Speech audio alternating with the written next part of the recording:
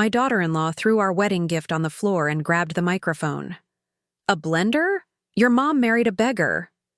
She laughed, and 400 guests heard every word.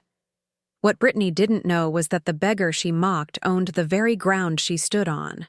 Before we continue, comment where you're watching from, and subscribe to the channel. We'd love to see how far our stories are reaching. I remember the exact weight of that blender in my hands before I wrapped it.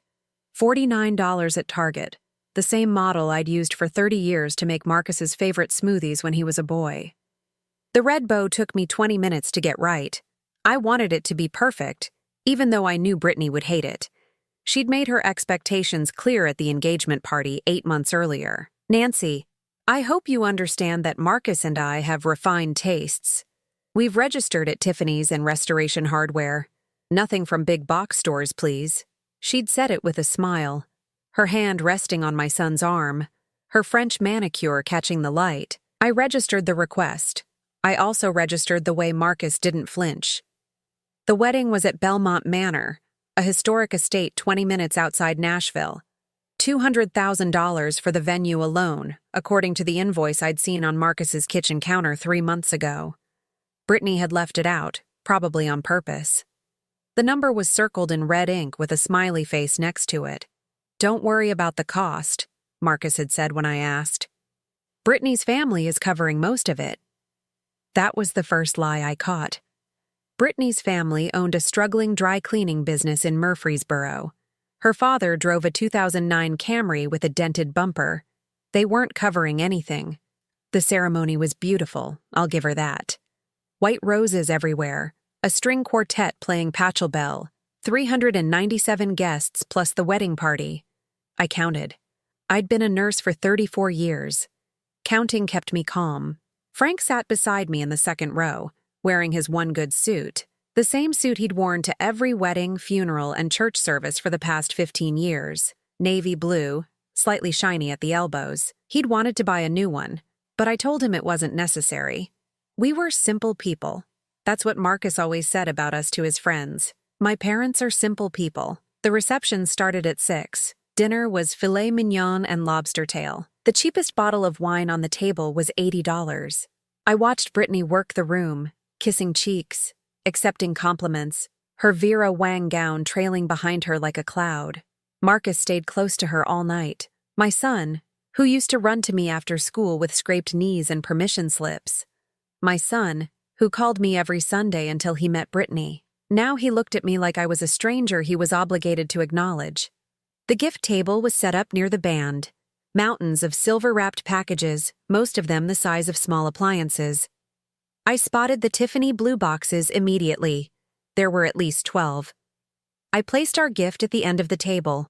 A red bow on brown paper, Frank's handwriting on the card, "To Marcus and Brittany with love from Mom and Dad." The toast happened at 8:30. Brittany's maid of honor gave a speech about destiny and soulmates.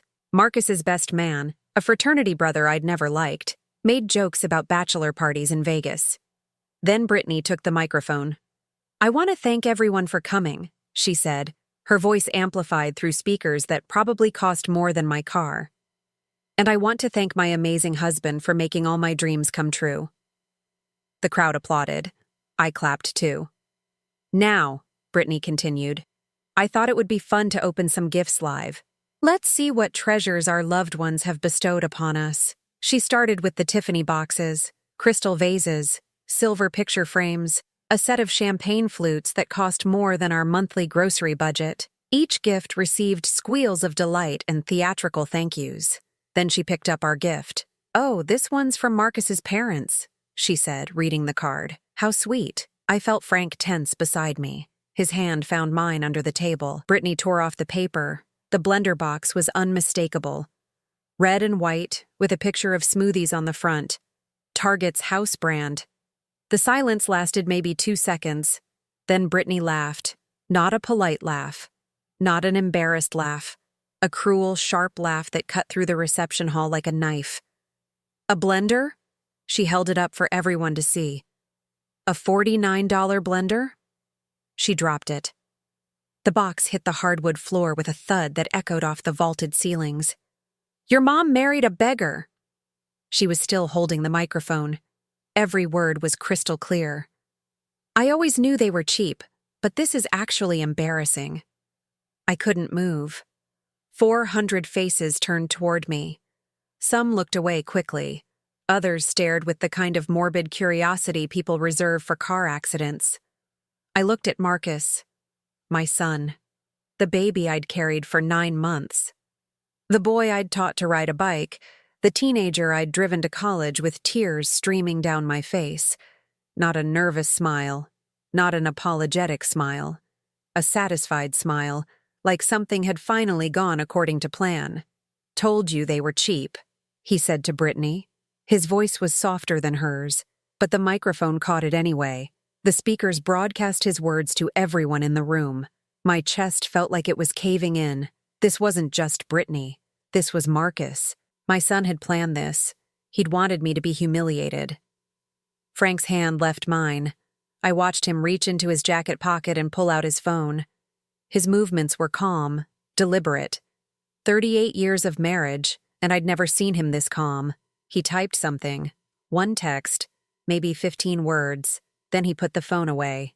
12 seconds later, the music stopped. The band looked confused. The DJ checked his equipment. Then a woman in a black dress rushed across the dance floor. I recognized her as the event coordinator, the one who'd introduced herself as Margaret when we arrived. She went straight to Brittany. Her face was pale, almost gray. "Ma'am, I'm terribly sorry, but the party is canceled. Your contract has been revoked. Everyone will need to leave the premises immediately." Brittany's smile vanished. "Excuse me? What are you talking about?" "I've just received word from the property owner. The event is terminated effective immediately. Security will begin escorting guests out in 5 minutes. The room erupted. Guests started murmuring, standing up, looking around for explanation. Brittany's mother rushed over, demanding answers. Marcus looked stunned, his satisfied smile replaced by confusion. "Who did this?" Brittany screamed. Her composure cracked completely. "Who the hell did this? This is my wedding." Frank stood up, slowly, like he had all the time in the world. He walked to where Brittany stood, still clutching the microphone. He didn't say a word. He just turned his phone screen toward her. I couldn't see what was on it from where I sat, but I saw Brittany's face. I saw the color drain from her cheeks. I saw her mouth open, then close, then open again. "That's impossible," she whispered. Frank finally spoke. His voice was quiet, but somehow it carried. "I've owned this property for 23 years. I own the catering company you hired. I own the hotel where your guests are staying tonight." He paused. "The beggar your wife mocked built everything you're standing on." Marcus grabbed the phone from Frank's hand. I watched my son's face as he read whatever was on that screen. Ownership documents, trust records, holdings that I myself hadn't fully understood until Frank explained them to me 5 years ago. The Webb Family Trust, commercial properties across Tennessee, Kentucky, and Alabama. Net worth that I still couldn't say out loud without feeling like I was lying. "This can't be right," Marcus said. His voice cracked like it used to when he was 13. "You never asked," Frank said. "And I never told you. I wanted to see who you'd become without knowing." He looked at Brittany, then back at Marcus. Frank took my hand and helped me stand. My legs felt weak, but I managed to walk. We moved through the crowd, past the gaping faces and whispered questions. At the door, I turned back. Marcus was still standing by the gift table, staring at his father's phone. Brittany was screaming at the event coordinator. Her Vera Wang gown had a red wine stain on it now, spreading across the fabric like a wound. My son looked up. Our eyes met across the reception hall. I expected anger. I expected confusion. I expected the little boy who used to run to me for comfort. What I saw was something I'd never seen before in my son's eyes. Pure, undiluted hatred. Frank squeezed my hand. We walked out into the warm Tennessee night. Neither of us spoke on the drive home. There was nothing to say. My son had smiled while his wife humiliated me. He'd whispered, "Told you," like this was something they'd discussed, planned, anticipated. The question that kept circling my mind wasn't why Brittany had done it. Gold diggers were a dime a dozen, and I'd suspected her from the start. The question was when. When had Marcus started hating us? When had my boy, the one who left me hand-drawn cards on Mother's Day, the one who cried when he left for college, turned into someone who would orchestrate his own mother's public destruction? Frank pulled into our driveway at 11:42. The house was dark except for the porch light I'd left on. His phone buzzed. He looked at it, then handed it to me. A text from Marcus. 3 words. I stared at the screen until it went dark. Then I went inside, locked the door, and sat at the kitchen table until the sun came up. My son wasn't gone.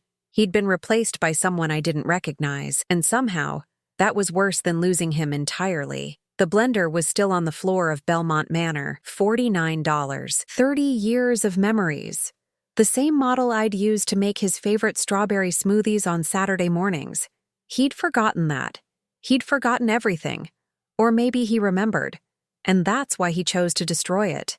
The phone calls started at 6 in the morning, first from Brittany's mother, screaming about lawsuits and ruined reputations. Then from Marcus's old college roommate, asking if the rumors were true. Then from my sister in Knoxville, who'd seen something on Facebook.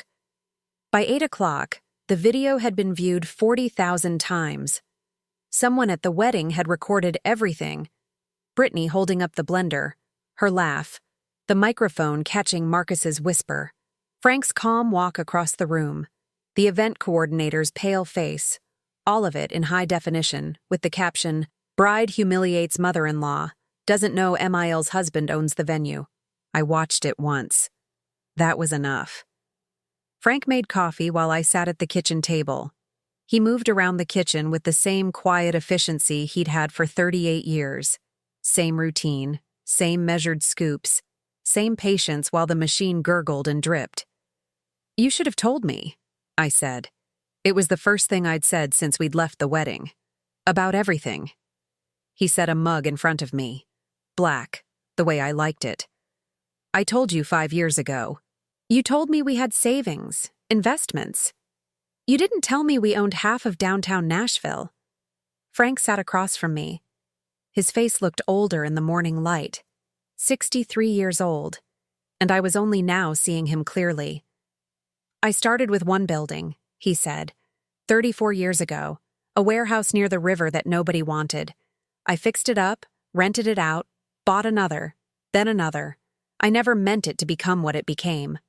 Why didn't you tell Marcus? This was the question that had kept me awake. Not why Frank had hidden his wealth from the world. I understood that. Simple people live longer, he always said. But Marcus was our son, our only child, the boy Frank had taught to fish, to drive, to shake hands like a man. Frank looked at his coffee for a long moment. Because I wanted to know who he was without it. The words hung in the air between us. "When he was 12, Frank continued, he asked me why we didn't have a boat like his friend Tommy's family. I told him we couldn't afford it. He said, then work harder. He was 12 years old, Nancy. 12. And he looked at me like I was failing him." I remembered that summer. Marcus had come home from camp different, more distant, more interested in what other families had than what we could give him. "I decided then that he would never know," Frank said, "not until he proved he deserved to know. I kept waiting for him to prove it. It wasn't a question." Frank shook his head. "He got worse. College made it worse. His friends made it worse.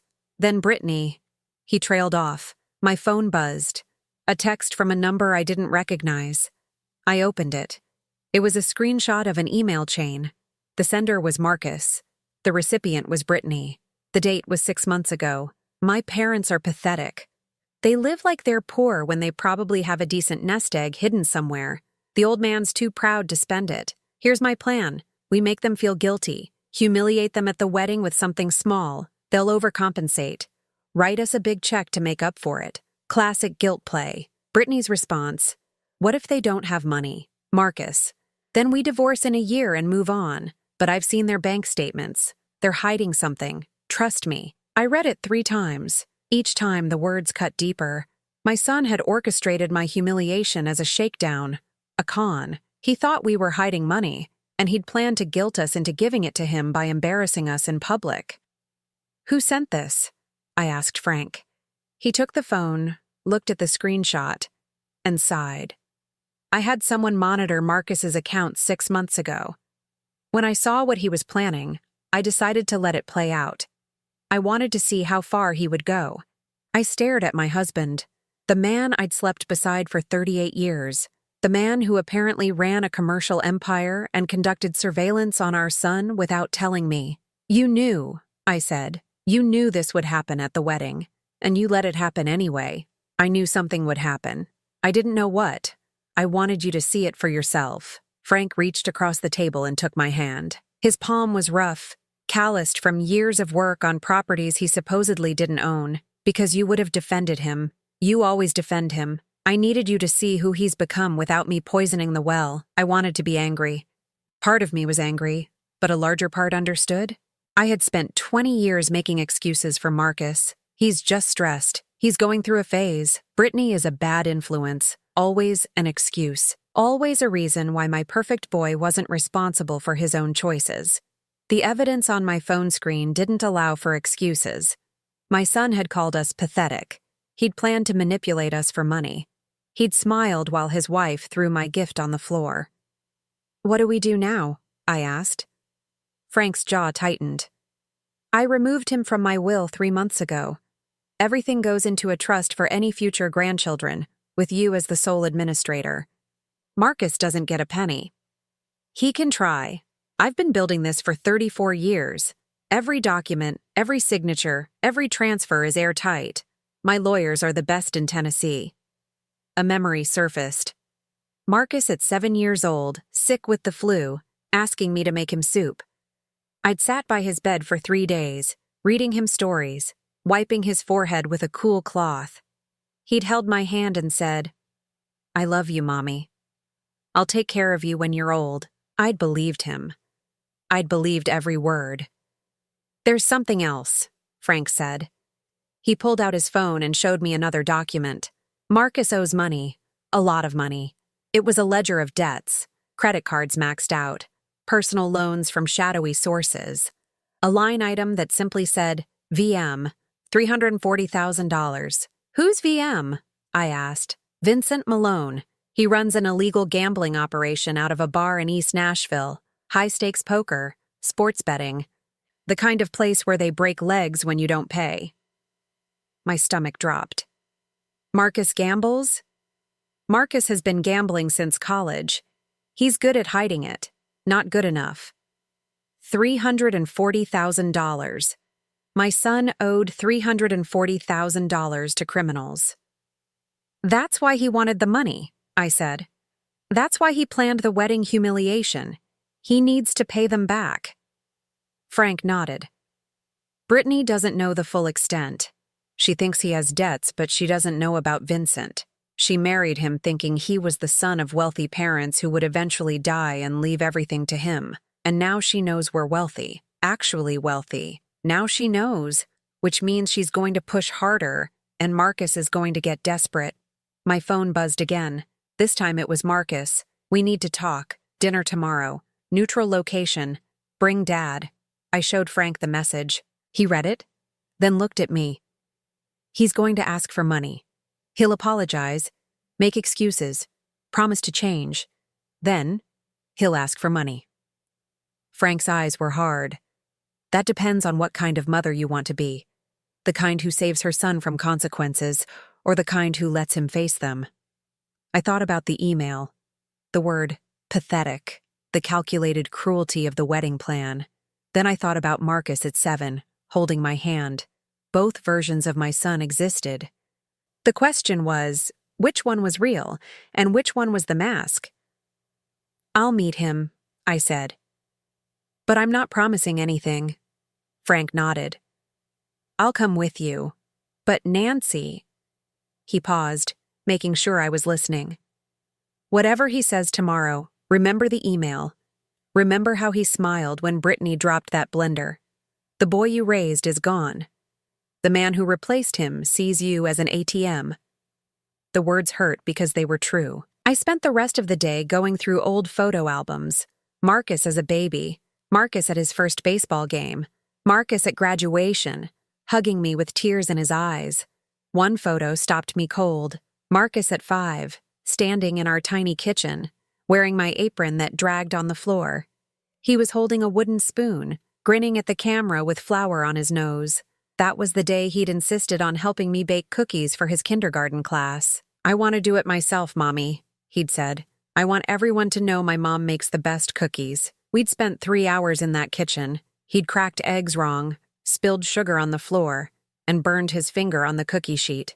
But he'd been so proud when we packed those cookies into Tupperware containers. He'd drawn a little heart on the label. The Tupperware was still in my cabinet. 30 years old, with that faded heart still visible if you looked closely. In every picture I looked for signs, hints of the coldness I'd seen at the wedding, evidence that the rot had always been there. I couldn't find any. Either he'd been a good son who turned bad, or he'd been pretending all along. I didn't know which possibility was worse. Around 3 in the afternoon, I called my sister. Janet was 4 years older and had raised 3 kids of her own. She'd seen the video, of course. Everyone had seen the video. "I don't know what to say, Nancy," she told me. "I watched it 6 times trying to understand. That's not the Marcus I remember." "What Marcus do you remember?" She was quiet for a moment. "The one who called me every year on my birthday. The one who sent flowers when Mom died. The one who—" She stopped. "He stopped calling 3 years ago. The flowers stopped too. I thought he was just busy. 3 years ago. That was when Marcus met Brittany. She changed him," Janet said. "Or she brought out something that was always there. Either way, that woman is poison." I wanted to believe it was all Brittany's fault, but the email said otherwise. The email was Marcus's words, Marcus's plan, Marcus's contempt. Brittany was his partner, not his puppeteer. "What are you going to do?" Janet asked. "I'm meeting him tomorrow. Frank thinks he's going to ask for money." "He probably will. The question is whether you're going to give it to him." I looked at the photo album still open on my lap. Marcus at 5 with flour on his nose. Marcus at 12 on his first fishing trip with Frank. Marcus at 18, accepting his high school diploma while I cried in the audience. "I don't know," I said. "I honestly don't know." That night, I dreamed about the blender. In my dream, Marcus picked it up from the floor, plugged it in, and made smoothies like he used to on Saturday mornings. He handed me a glass and smiled. "I'm sorry, Mom," he said. "I didn't mean any of it." I woke up crying at 4 in the morning. The dream wasn't real, but the email was, the debts were, the hatred in my son's eyes was. Tomorrow I would sit across from Marcus and try to find the boy I'd raised. I was terrified of what I might find instead. The restaurant Marcus chose was called the Copper Kettle. Upscale, downtown Nashville, $60 a plate. The kind of place Frank and I had never been to, even though apparently we could have afforded to eat there every night. Marcus was already seated when we arrived. Brittany wasn't with him. He wore a gray suit that I'd never seen before, probably new, probably expensive. His hair was freshly cut. He looked like a man preparing for a business negotiation, not a son meeting his parents. He stood when he saw us. Mom, Dad, no hug, no apology. Just our titles, spoken like entries on a spreadsheet. We sat across from him. The waiter came, took our drink orders, and left. Marcus ordered a whiskey neat. Frank asked for water. I couldn't speak. "I know you're angry," Marcus began. "What happened at the wedding was regrettable. Regrettable. Not wrong. Not cruel. Regrettable. Your wife called me a beggar's wife in front of 400 people," Frank said. His voice was calm, dangerously calm. "You smiled." Marcus's jaw tightened. "Brittany went too far. We discussed it. She understands that now." "And the email?" I asked. Marcus froze. Just for a second, but long enough for me to see. I pulled out my phone and showed him the screenshot. His own words, calling us pathetic. His plan to humiliate and manipulate. His casual mention of divorcing Brittany if we didn't have money. He stared at the screen for a long time. "Where did you get this? Does it matter?" Frank asked. Marcus's composure cracked. You had someone spy on me? On my emails? I had someone protect my family from a threat. You were the threat. The waiter returned with drinks. We sat in silence until he left. This is insane, Marcus said. I'm your son. My son wouldn't have written those words, I said. My voice came out stronger than I expected. My son wouldn't have called his parents pathetic. My son wouldn't have planned to humiliate his mother for money. Marcus took a long drink of his whiskey. When he set the glass down, something in his face had changed. The mask was slipping. You want to know the truth, Mom? Fine. The truth is that you and Dad have been lying to me my entire life. About who you are. About what you have. I grew up thinking we were poor. I wore hand-me-downs while my friends had new clothes. I drove a 15-year-old truck while everyone else had new cars. I worked 2 jobs in college while my roommate's parents paid for everything. His voice rose with each sentence. And the whole time, Dad was sitting on a fortune. You never asked, Frank said. I shouldn't have had to ask. I'm your son, your only child. I should have been included. Frank leaned forward. Included in what? In spending money you didn't earn? In becoming entitled to a life you didn't build? I wanted you to understand work, sacrifice, the value of $1. Instead, you became exactly what I feared.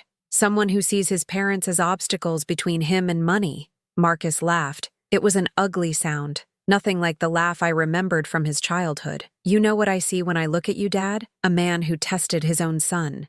Who let me struggle on purpose.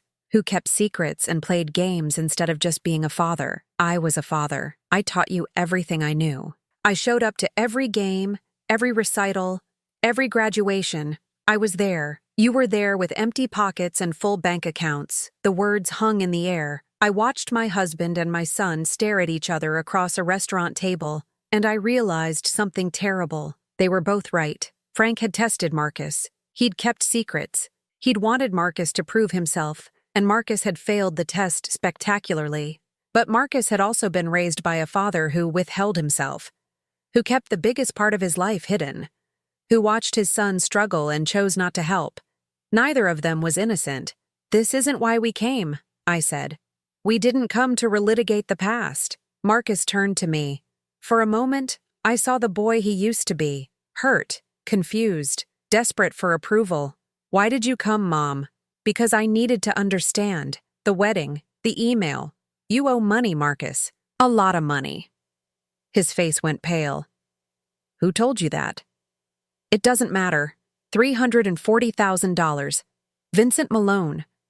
Marcus's hand trembled as he reached for his whiskey glass. He drained it and signaled for another. How do you know that name? I know everything, Frank said. I've known for 6 months. The gambling, the debts, the reason you planned the wedding scheme. You weren't just trying to embarrass us for fun. You needed money to stay alive. Marcus was silent for a long moment. When he finally spoke, his voice was smaller than I'd heard it in years. They're going to kill me, Mom. Vincent's people. I have until the end of the month. That's 18 days. My heart clenched despite everything. This was still my son, my baby, the boy who used to run to me when he was scared. Why didn't you come to us? I asked, because I knew what Dad would say. He'd say I brought it on myself. He'd say it was a lesson I needed to learn. You did bring it on yourself, Frank said. And it is a lesson, but I never would have let you die. Marcus looked at his father with something I hadn't seen before. Hope. Does that mean you'll help? Frank reached into his jacket and pulled out a folder. He slid it across the table. This is a contract. You sign it, and I pay Vincent Malone $340,000 tonight. In exchange, you agree to the following: mandatory enrollment in a gambling addiction program, weekly therapy sessions, monthly financial audits, and full removal from my will, permanently. Marcus opened the folder. I watched his eyes scan the pages. You're giving me an ultimatum. I'm giving you a choice. Take the help with conditions or refuse and face the consequences alone. And if I sign this, I get nothing when you die? Correct. Everything goes into a trust for any children you may have. Your access is gone. Marcus laughed again, but this time it was bitter. So my only inheritance is debt relief. That's what 34 years as your son is worth. That's what 34 years of testing me was worth, Frank corrected. Every choice has consequences. You made yours. Now I'm making mine. I watched Marcus flip through the pages. His hand shook. His jaw was tight. Brittany will never agree to this. Brittany doesn't have to agree. This is between you and me. And you're my son. For now. The words landed like a slap. Marcus looked up, his eyes wet. What does that mean? Frank's voice was steady. It means I'm offering you a chance to come back. A hard chance. A humiliating chance. But a chance. You can take it and rebuild, or you can refuse and lose everything. Including my life. Including your life. The waiter brought Marcus's second whiskey. He didn't touch it. Can I have some time to think about it? You have 48 hours. After that, the offer expires and Vincent Malone becomes your problem, not mine. Frank stood up. I followed, though my legs felt weak. I turned back. Marcus was still sitting, the folder in his hands, his face a mess of emotions I couldn't read. Did you know? About Dad's money? I found out 5 years ago. And you didn't tell me? I thought about all the times I'd wanted to. All the times I'd argued with Frank about the secret, about whether Marcus deserved to know. I trusted your father's judgment, I said. And after tonight, I understand why. Marcus flinched like I'd hit him. The boy who helped me bake cookies when he was 5. Where is he, Marcus? The one who drew hearts on the Tupperware? The one who said he'd take care of me when I was old? He's still here, Mom. I don't see him. I see someone who planned to humiliate me for money. Someone who smiled while his wife threw my gift on the floor. Someone who called his parents pathetic. Marcus dropped his eyes. For a moment, he looked like a child again. A child who knew he'd done something wrong and didn't know how to fix it. I'm sorry, he whispered. Sorry doesn't erase what you did, but signing that contract might be a start. I walked out of the restaurant without looking back. Frank followed. We got in the car and sat in silence for a full minute before he started the engine. Do you think he'll sign it? I asked. I don't know. He's desperate, but he's also proud, and Brittany will fight it. She announced she's pregnant. At the wedding, before everything happened. I saw it on her Instagram. Frank went still. You didn't mention that. I forgot. Everything else happened so fast. A grandchild. Somewhere in this mess, there might be a grandchild. A baby who hadn't asked to be born into this family, who didn't deserve the chaos that surrounded them. If she's really pregnant, Frank said slowly, then the stakes just got higher. He pulled out of the parking lot and into traffic. I mean that Brittany now has leverage. A baby is leverage. If Marcus doesn't sign the contract, she might convince him to fight us legally, claim that withholding the inheritance is elder financial abuse in reverse, get courts involved. She can try. My lawyers are good, but family court is unpredictable, especially when there's a grandchild involved. I thought about the baby, my potential grandchild, a child who might grow up hearing about the night Grammy got humiliated at a wedding, a child who might be used as a weapon in a war I never wanted. Frank's hands tightened on the wheel. We wait, 48 hours. Either Marcus signs and we start the long process of rebuilding, or he refuses and we prepare for war. 48 hours. 18 days until Vincent Malone's deadline. 9 months, maybe, until a grandchild entered the world. The clock was ticking on everything. That night, I sat in Marcus's old room. We'd kept it mostly the same after he left for college. His baseball trophies were still on the shelf. His posters were still on the walls. His high school diploma was framed and hung next to his bed. I traced my finger over a photo on his nightstand. Marcus at 8, standing next to Frank at a fishing hole. They were both holding up small bass, grinning like they'd caught marlins. Where had that boy gone? When had he turned into someone who could plan his mother's humiliation? The answer, I realized, didn't matter. What mattered was what happened next. Whether the boy in the photo could ever come back, or whether he was gone forever. 48 hours to find out. Marcus called at 6 in the morning on the second day, 41 hours into the deadline. I'm not signing it. I was sitting at the kitchen table with my coffee. Frank was still in bed. Outside, birds were singing like the world hadn't collapsed around us. Brittany says it's a trap. She says if I sign away my inheritance, I'm admitting that everything was my fault. That I planned the wedding thing. She says we can fight this in court. Court won't help with Vincent Malone. We'll figure that out another way. Brittany has some ideas. I closed my eyes. What kind of ideas? We're going to release a statement to the press. About Dad. About how he hid his wealth from his own family. About how he let his son struggle while he sat on millions. We're going to make him the villain, Mom. And when the public pressure gets bad enough, he'll have to help us. My hand tightened on the phone. You're going to try to blackmail your father into giving you money? It's not blackmail. It's telling the truth. The truth is that you plan to humiliate me. The truth is that you owe money to criminals because you can't stop gambling. The truth is that your wife called your father a beggar in front of 400 people. And the truth is that Dad could have helped me any time in the last 10 years and chose not to. That's going to play a lot worse than anything I did. I heard footsteps behind me. Frank was standing in the kitchen doorway, listening. Your father's offer expires in 7 hours, I said. After that, Vincent Malone is your problem. Vincent Malone is everyone's problem if I end up dead. How will that play in the press, Mom? Wealthy father lets son get murdered over gambling debts? You're threatening us with your own death? I'm telling you the consequences of your actions. This is on you and Dad. All of it. Frank sat down across from me. He'd heard enough. Brittany, he said. It wasn't a question. She's convinced him to fight. They're going to go public with your secret. Try to make you the villain. Frank's face was stone. Let them try. Frank, if this gets out, then it gets out. I've been hiding for 34 years. Maybe it's time to stop. He stood up and walked to the window. Morning light caught the gray in his hair. I built everything I have because I didn't want to become the kind of man who flaunted wealth. My father was that man. He waved his money around like a flag, and it destroyed him. Destroyed our family. I swore I'd be different. You are different. Am I?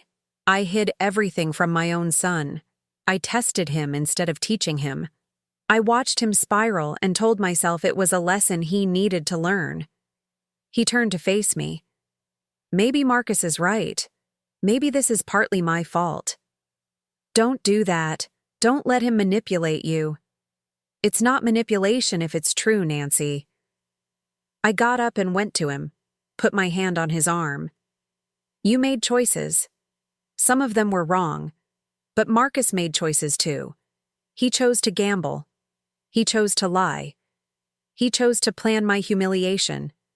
Those are his choices, not yours. Frank was quiet for a long moment. 7 hours, he said finally. Either he takes the deal or we go to war. The hours passed slowly.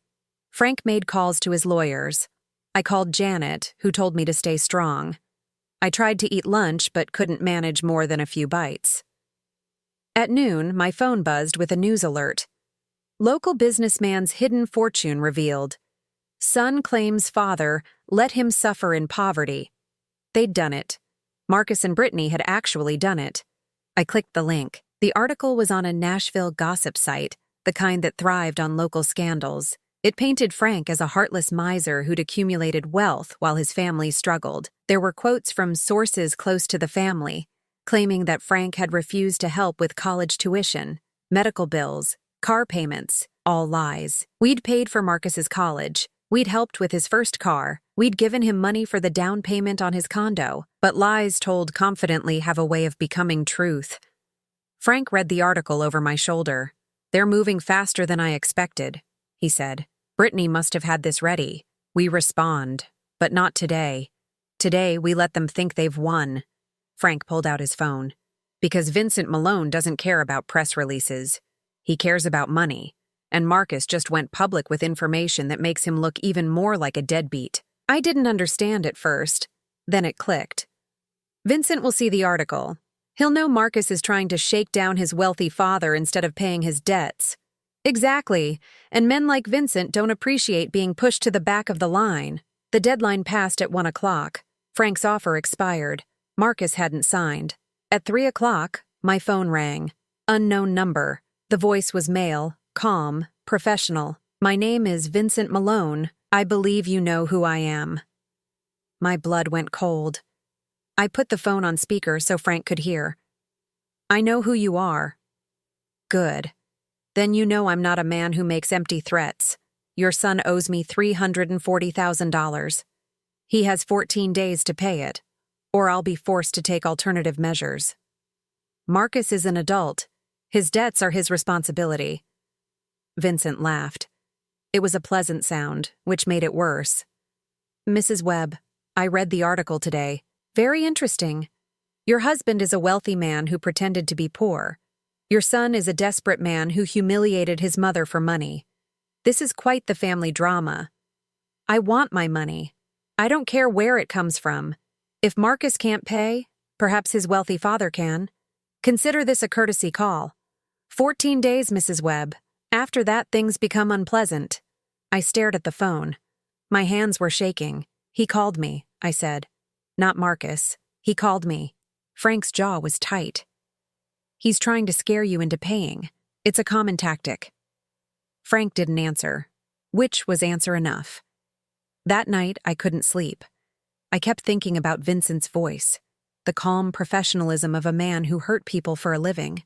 14 days. 2 weeks to find a solution that didn't exist. I got up at 3 a.m. and went to the kitchen. Frank was already there, sitting in the dark with a glass of whiskey. I've been thinking, he said. I sat down across from him. About what kind of man I want to be, what kind of father. You're a good father. I'm not. A good father doesn't test his son like a science experiment. A good father teaches, guides, helps. I did none of those things.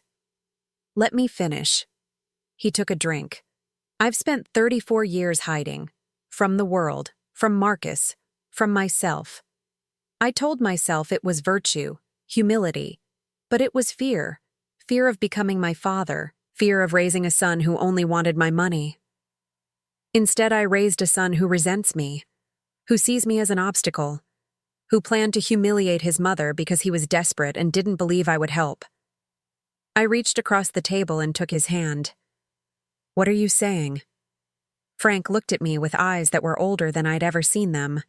I'm saying I'm going to pay Vincent Malone, tomorrow, the full $340,000. Frank, no, that's exactly what Marcus wants. Maybe it is, but it's also the right thing to do. Marcus is going to get himself killed, Nancy. Whatever he's done, whatever he's become, he's still our son. I'm not going to let him die over money I have. Forget the contract. I was trying to teach him a lesson, but there's no lesson to learn if he's dead. I wanted to argue. Part of me was furious that Marcus had won, that his manipulation and Brittany's scheming had worked. But a larger part of me was relieved. Because Frank was right. Whatever Marcus had become, he was still our son. And parents don't let their children die over principle. What about after? I asked. After you pay? After, we deal with the real problem. Not the debt, not the gambling, the real problem. Frank's grip tightened on my hand. The real problem is that our son hates us, and until we understand why, nothing else matters. The next morning, Frank called Vincent Malone and arranged the transfer. $340,000, wired to an account in the Cayman Islands. Just like that, Marcus's debt was gone. I expected to feel relief. Instead, I felt hollow. We called Marcus to tell him. Brittany answered his phone. He's in the shower, she said. What do you want? The debt is paid. Vincent Malone has been satisfied. Marcus is safe. Silence on the other end. Then, you paid it? The whole thing? $340,000. It's done. I heard her cover the phone. Muffled voices. Then Marcus came on the line. Your debt is paid. You're safe. Another long pause. I waited for gratitude, for relief, for something resembling the son I remembered. There's no catch, Marcus. We didn't want you to die. So the contract is void? I'm back in the will? Frank was listening. I saw his face harden. The contract was never signed, I said carefully. Your status with your father's estate hasn't changed. So you paid my debt, but I still get nothing when he dies? Marcus, we just saved your life. And you want me to be grateful for the bare minimum? For doing what any normal parent would do without making it a transaction? I didn't have an answer, because part of me understood his point, even as the rest of me screamed that gratitude was the least he could offer. I have to go, Marcus said. Brittany and I have an appointment, her first ultrasound. We're finding out if the baby is healthy. The baby. In all the chaos, I'd almost forgotten. Marcus, I'd like to be there for the ultrasound, if Brittany doesn't mind. His laugh was cold. She minds. Trust me. Please. Whatever happened between us, that baby is my grandchild. Silence stretched between us. I could hear Brittany in the background, her voice sharp and disapproving. I'll ask her, Marcus said finally. Don't get your hopes up. I set the phone down and looked at Frank. He didn't say thank you, I said. We paid $340,000 to save his life, and he didn't say thank you. Did you expect him to? Frank came over and put his arms around me. We stood there in the kitchen, two people who had given everything and received nothing in return. What now? I asked. Now we wait. The debt is paid. The immediate danger is over. But the real battle is just beginning. Frank pulled back and looked at me. The battle for our grandchild. Brittany is going to use that baby as leverage. She's going to threaten to keep us away unless we meet her demands. And Marcus will go along with it because he's lost. He's not lost. He's our son. He was our son. Now he's her husband. And that woman is going to squeeze every penny out of us that she can. I wanted to disagree. I wanted to believe that Marcus would choose family over money, that the baby would change him, that becoming a father would make him remember what it meant to be a son. But the evidence didn't support hope. Frank's jaw set in the way it did when he made a decision. We protect ourselves. We document everything.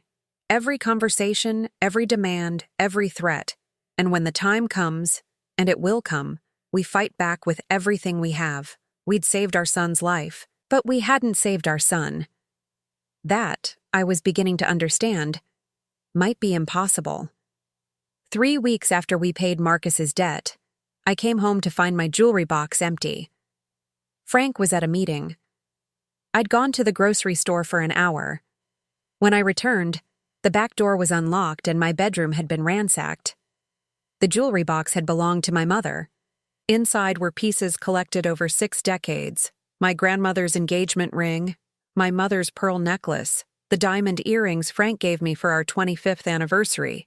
Together, they were worth maybe $85,000. To me, they were priceless. I called Frank first, then the police. Then I sat on my bed and stared at the empty box, trying to understand how my life had come to this. The police officer who arrived was young and sympathetic. He took my statement, dusted for fingerprints, asked if I had any idea who might have done this. My son, I said. The words felt like broken glass in my mouth. I think it was my son. The officer's face changed. You want to file a report against your own son? I want to document what happened. Whether I press charges.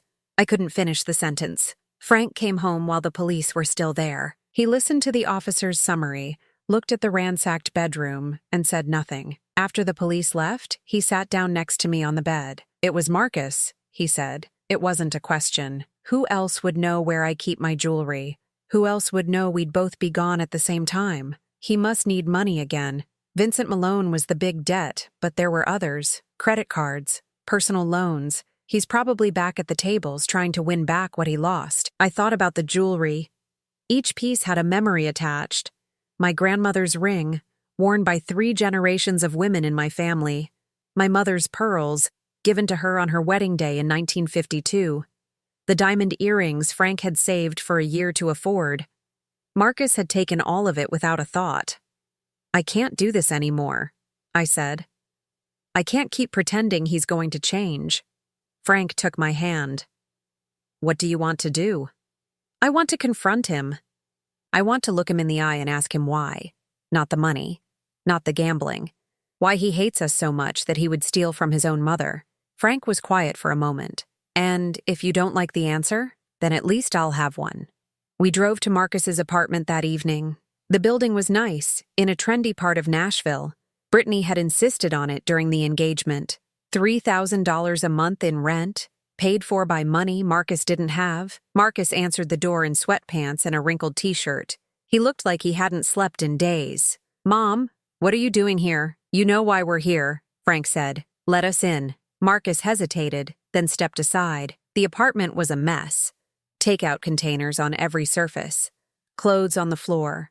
The expensive furniture Brittany had demanded was buried under clutter. Brittany was sitting on the couch, scrolling through her phone. She looked up when we entered but didn't stand. "The in-laws," she said. "To what do we owe the pleasure?" I ignored her and turned to Marcus. "My jewelry is gone, all of it, including pieces that belonged to my mother and grandmother." Marcus's face went pale, then red, then pale again. "I don't know what you're talking about. Don't lie to me. Not now. Not after everything." "I didn't take your jewelry, Mom." Frank pulled out his phone. "Our security company installed cameras last month, after the article came out, after Vincent Malone called. We wanted to be careful." He showed Marcus the screen. I'd already seen the footage. Marcus's car pulling into our driveway at 2:30. Marcus walking around to the back of the house. Marcus leaving 20 minutes later with a shopping bag. "That's you," Frank said. "That's your car. That's my wife's jewelry in that bag." Marcus stared at the footage. Brittany had gotten up from the couch and was looking over his shoulder. "You set this up," Marcus said. "You planted cameras just so you could catch me." "We planted cameras because we were afraid of Vincent Malone. We never expected our own son to rob us." "I wasn't robbing you. I was taking what's mine." Marcus's voice rose. "You heard me. That jewelry is going to be mine eventually anyway. When you die, I'll inherit everything. All I did was take my share early." "You're not in the will," Frank said. "I told you that. Wills can be contested. Brittany found a lawyer. We have a case." I looked at my son, really looked at him. The bags under his eyes, the tremor in his hands, the desperation behind his defiance. "How much do you owe now?" I asked quietly. "That's not your business." "It became my business when you stole from me." "How much?" Marcus was silent. Brittany answered for him. 90,000, mostly credit cards. Some poker debts. 3 weeks? I said. "We paid off your debt 3 weeks ago and you're already 90,000 in the hole?" "These things happen," Brittany said. "Marcus had a bad run. He'll win it back. He won't win it back. He'll lose more. That's what gambling addiction does. Don't call my husband an addict. He is an addict. And you're enabling him, using his sickness to finance your lifestyle." Brittany's eyes narrowed. "My lifestyle? You live in a house worth $2 million. Your husband owns half of Nashville. And you gave me a $49 blender for my wedding. Who's the one with lifestyle problems?" I wanted to scream. I wanted to throw something. Instead, I reached into my purse and pulled out a piece of paper. "This is a police report. I filed it this afternoon. The footage from our cameras is attached. If my jewelry isn't returned within 24 hours, I'm pressing charges." Marcus laughed. It was an ugly sound. "You're going to have your own son arrested? For taking jewelry that would have been mine anyway? For breaking into my home and stealing? Those are crimes, Marcus. The fact that you're my son doesn't make them less criminal." The room was silent. Brittany's face had gone hard. Marcus looked like he might cry. "I don't have the jewelry anymore," he said finally. "I sold it. This morning. A pawn shop in East Nashville. $85,000 worth of jewelry, including pieces that had been in my family for generations, sold to a pawn shop." "Which shop?" Frank asked. "Miller's, on Gallatin Pike." Frank pulled out his phone and stepped into the hallway to make a call. I stood alone with my son and his wife, the woman who had humiliated me at her wedding, the man who had smiled while she did it, the couple who had robbed me and felt entitled to do so. "Why?" I asked Marcus. "Not the gambling, not the money. Why do you hate me?" "I don't hate you, Mom. You planned to humiliate me at the wedding. You called me pathetic. You smiled when Brittany threw my gift on the floor. Now you've stolen from me. What would you call it if not hate? Silence stretched between us. When Marcus finally spoke, his voice was small. What does that mean? My whole life you saw what you wanted to see. The perfect son, the good boy. But I was never perfect, Mom. I was struggling. I was failing. And every time I tried to tell you, you patted my head and said everything would be fine. It is true. When I got arrested for DUI in college, you said it was just a phase. When I failed out of my first job, you said it was their fault. When I started gambling, you said it was just a hobby. I opened my mouth to argue, but the memories were surfacing. The DUI I'd helped him hide from Frank. The job I'd blamed on a bad manager. The poker games I'd dismissed as harmless fun. You enabled me, Marcus continued. And then, when I finally became what you created, you acted shocked, like I'd betrayed you. But I'm just being who I've always been. You were the one who refused to see it. The words hit like punches. Because they were true. Not entirely. Marcus had made his own choices. But true enough. I was trying to protect you, I said. You were trying to protect your image of me. There's a difference, Frank returned. His face was grim. Miller's still has most of it. I'm buying it back. $22,000 for what they paid Marcus this morning. $22,000. Marcus had sold $85,000 of jewelry for $22,000. The desperation of an addict. The ring, I said. My grandmother's ring? Relief flooded through me. At least that was saved. I turned back to Marcus. I'm sorry, he said. For the robbery. That was wrong. And the wedding? And the email? And the article? He didn't answer. Brittany put her hand on his arm, squeezing. A warning. We should go, she said. This conversation isn't productive. This conversation is the most honest we've had in years, I replied. Marcus just told me more about himself than he has since high school. And now it's over. Brittany steered Marcus toward the bedroom. You can let yourselves out. They disappeared behind a closed door. I heard muffled voices. Brittany's sharp tone. Marcus's quieter responses. Let's go, he said. We got what we came for. Did we? I still don't understand. You understand more than you did this morning. He was right. Marcus's words echoed in my head as we drove home. You never saw me. You enabled me. You were trying to protect your image of me. Was he right?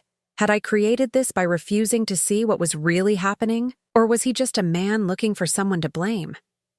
I didn't know. Maybe I'd never know. What I did know was that something had to change. Marcus was spiraling. Brittany was pushing him deeper. The baby was coming in 7 months. I want to file the police report, I said. Frank looked at me. You're sure? He needs to face consequences. Real consequences. Not more bailouts. Not more excuses. He was our son. Now he's a stranger who robbed me and blamed me for his choices. I can't save him anymore, Frank. I can only stop him from destroying us in the process. Frank drove in silence for a long moment. If you file that report, he could go to jail. Brittany will use it against us. She'll tell the press we had our own son arrested. Let her. I'm done caring what the press thinks. Frank nodded slowly. Okay, he said. Tomorrow morning, we file the full report. Tomorrow, one more night to change my mind. One more chance to be the mother who protected her son instead of the mother who sent him to jail. But I was done protecting him. 34 years of protection had led to this moment. To an empty jewelry box and a son who saw me as nothing but a bank account.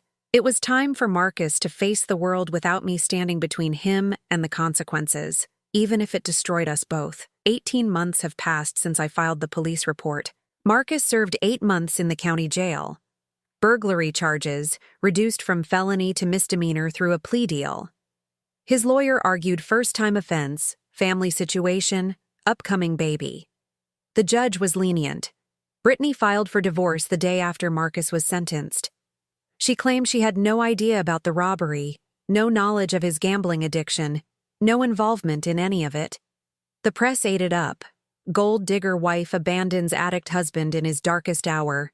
For once, the headlines weren't about us. The baby was born while Marcus was in jail. A girl. Brittany named her Madison. I met my granddaughter once, at the hospital. Brittany allowed 15 minutes. She sat in the corner scrolling through her phone while I held the tiny bundle and cried. Madison had Marcus's eyes, the same eyes that had looked at me with love when he was small, then with resentment when he grew up, then with hatred at the wedding. In her, those eyes were clear, uncorrupted, a fresh start. "She's beautiful," I told Brittany. "She looks like Marcus," Brittany said, like it was an insult. 2 weeks later, Brittany moved back to Murfreesboro with her parents. She blocked my number, blocked Frank's number, blocked everyone connected to our family. Madison vanished into a life I couldn't access. I hired a lawyer. Grandparents' rights, they called it. Tennessee was tricky, but we had a case. Frank's money helped. After 6 months of legal battles, we were granted visitation. 1 weekend a month. Supervised at first, then unsupervised as the judge saw that we weren't the monsters Brittany claimed. Madison is almost 2 now. She calls me Gamma. She runs to me when Frank and I pick her up on Friday afternoons, and she cries when we drop her off on Sunday evenings.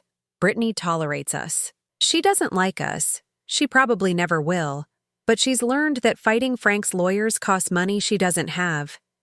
The child support from Marcus barely covers diapers. His gambling addiction didn't disappear in jail. It just went dormant. Marcus was released 4 months ago. The man who walked out of the jail wasn't the same man who went in. He was thinner, quieter. Something in his eyes had changed. Not the hatred I'd seen at the wedding, but something else. Exhaustion, maybe, or defeat. He called me the day after his release. I almost didn't answer. 8 months of silence, broken only by the lawyer's letters and court documents. 8 months of wondering if I'd made the right choice. Silence on the line. I could hear him breathing. "Can we talk? Not about money, not about the will. Just talk?" I should have said no. Every instinct told me to hang up, to protect myself from another manipulation, another scheme. But he was still my son. Even after everything. "Coffee," I said. "Tomorrow, 10 o'clock, the diner on West End." He was there when I arrived. Same booth where I used to take him after baseball practice when he was 12. He remembered. I could tell by the way he looked at the seat across from him. I sat down. The waitress brought coffee. We stared at each other across 34 years of history. "I got your letter," he said finally. While he was in jail, I'd written him once. Not a warm letter, not a loving letter. Just the truth, as I understood it. I told him that I loved him, but didn't trust him. That I'd enabled him for too long. That the police report was the hardest thing I'd ever done, but also the rightest. 15 times. Maybe more. He wrapped his hands around his coffee mug. They weren't shaking anymore. 8 months of forced sobriety had helped. "I hated you for it," he said. "At first, I thought you were punishing me, testing me like Dad always did. Now I understand. You weren't punishing me. You were letting go. For 34 years, I caught you every time you fell. I made excuses. I smoothed things over. I protected you from consequences. I paused. I thought I was being a good mother, but I was just teaching you that actions don't matter." "They matter," Marcus said. "I know that now." He looked out the window. Traffic passed on West End Avenue. Normal people going to normal jobs, living normal lives. In jail, there's a lot of time to think about who you were, who you became, how you got there. He turned back to me. "I blamed you. I blamed Dad. I blamed Brittany. I blamed everyone except myself. Now I blame myself, because it was always me. Every choice, every lie, every bet, every cruelty. That was me, not anyone else." The words hung between us. I wanted to believe them. I desperately wanted to believe that my son had changed, that jail had done what 20 years of protection hadn't. But I'd believed before. I'd believed when he apologized for the DUI. Believed when he promised to stop gambling. Believed every time he said it would be different. "I don't trust you," I said. "I want to, but I can't. Trust has to be earned, not with words, with time." He reached into his pocket and pulled out a chip. Blue plastic, about the size of a quarter. He placed it on the table between us. 90 days, he said. Gamblers Anonymous. I went every day when I got out. Still go. I picked up the chip, ran my thumb over the embossed numbers. Some days. Other days I want to find a poker table and bet everything I don't have. He took the chip back, held it in his palm. But I don't. Not today. That's all I can promise. Not today. We talked for 2 hours. About Madison. He'd seen her once, supervised by Brittany's father, who watched him like a hawk. About the divorce, which was almost final. About his plans, which were modest. A job at a friend's warehouse, a studio apartment, a life rebuilt from rubble. He didn't ask for money. He didn't mention the will. He didn't complain about being cut out. When we stood to leave, he did something unexpected. He hugged me, not the stiff, obligatory hugs of recent years. A real hug. The kind he used to give when he was small, when the world was simple and I was his favorite person in it. "I'm sorry, Mom," he whispered, "for all of it. I don't expect you to forgive me. Good, because I can't. Not yet." He pulled back. There were tears in his eyes.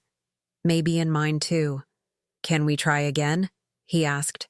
Not as mother and son who trust each other, just as two people who want to do better. I thought about the wedding, the blender on the floor, his smile while Brittany humiliated me, the emails, the robbery, the hatred in his eyes when we walked out. Then I thought about the 5-year-old with flour on his nose, the 12-year-old at the fishing hole, the boy who'd held my hand and promised to take care of me. Both versions existed. Maybe they always would. "We can try," I said, slowly. He nodded. That was enough for now. Frank was skeptical when I told him. "He's manipulating you," he said. "Again, maybe. But I'd rather be fooled trying than spend the rest of my life wondering what if." Frank didn't argue. He knew me well enough to know that my mind was made up. 6 months have passed since that coffee. Marcus calls every week. Sometimes we talk for an hour, sometimes just a few minutes. He tells me about his job, his apartment, his meetings. I tell him about Madison, about Frank, about the garden I've started in the backyard. He came to dinner last month, the first time he'd been in our house since the robbery. He stood in the kitchen and looked at the place where he'd eaten breakfast for 18 years. His eyes went to the cabinet where I kept the Tupperware with the faded heart. "You still have that?" he asked. "I kept everything," I said, even when I wanted to throw it all away. He didn't cry, but he came close. "We're not healed. We may never be fully healed. Some wounds leave scars that ache in cold weather, that remind you of what was lost even on the best days. But we're trying. That's more than I had a year ago." Madison runs to me when I pick her up now. "Gamma, Gamma." She shows me her drawings, tells me about daycare, asks when she can come to the big house again. She doesn't know about the wedding or the robbery or the jail time. To her, I'm just the grandmother who makes cookies and lets her play in the garden. Maybe that's what redemption looks like. Not erasing the past, but building something new beside it. A garden planted in burned earth. A relationship rebuilt one awkward conversation at a time. Frank finally told Marcus the full truth about the estate. Not as a test this time, just truth. He showed him the holdings, the trusts, the plans for the future. Marcus's share is still gone. That hasn't changed, but Madison's is secure. Every penny that would have gone to Marcus will go to her instead. Marcus didn't argue, didn't negotiate, just nodded and said, "That's fair." Maybe it is. Maybe fairness isn't about getting what you want. It's about accepting what you deserve. I still have the blender. Not the one from the wedding. That was destroyed. But an identical model I bought the week after. Same brand, same red and white box, same $49. It sits on my counter now. I use it every Saturday to make smoothies. Strawberry, usually. Marcus's favorite. He doesn't come over on Saturday mornings yet. We're not there, but sometimes when I pour the pink liquid into a glass, I let myself imagine. Marcus at the kitchen table, Madison in a high chair, Frank reading the paper, a family breakfast like we used to have, back before everything went wrong. Imagination isn't reality. I know that, but it's hope, and hope is something I almost lost. The woman who walked out of her son's wedding, humiliated in front of 400 people, She would never have believed any of this was possible. She was too broken, too betrayed, too full of justified rage. But rage fades. Betrayal scars over. And sometimes, in the space left behind, something unexpected grows. Not forgiveness. Not yet, maybe not ever, but something, a chance, a possibility. The blender whirs every Saturday. The smoothies are always strawberry. And somewhere, in a small apartment across town, my son is fighting to become someone I can trust again. That's not a happy ending. Real life doesn't have those. But it's a beginning, and for now, that's enough.